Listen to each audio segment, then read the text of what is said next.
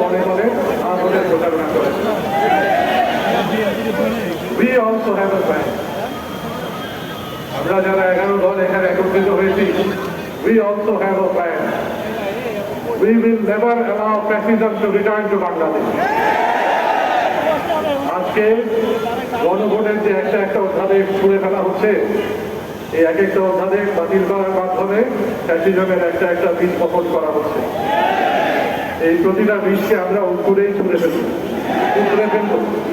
আমরা ভেবেছিলাম ফ্যাসিজমের যে শিকড় গভীরে গেছিল, আমরা উপরে ফেলতে পেরেছি, কিন্তু এখন নতুন করে গুম প্রতিরোধ কমিশনের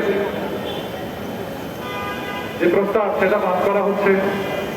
বিচারক নিয়োগ প্রক্রিয়া, সংবিধান প্রধানের বাদ করা হচ্ছে। এগুলোর মাধ্যমে একটা করে ফ্যাসিজমের বীজ বপন করা হচ্ছে।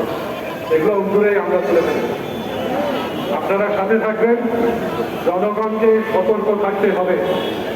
বাংলাদেশের স্বাধীনতা এবং সার্বভৌমত্ব হুমকির সম্মুখীন।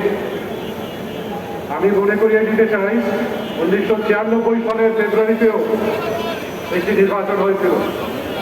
বিএনপি সরকার নির্বাচিত হয়ে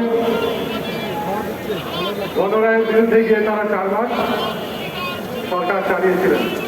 30 বছর পর 26শে ফেব্রুয়ারি নির্বাচন যাদের পুনরাবৃত্তি না হয়, গণরায়কে মেনে নিন। জনগণের আমানতের খেয়ানত করবেন না। আসসালামু আলাইকুম ওয়া রাহমাতুল্লাহি ওয়া বারাকাতুহু।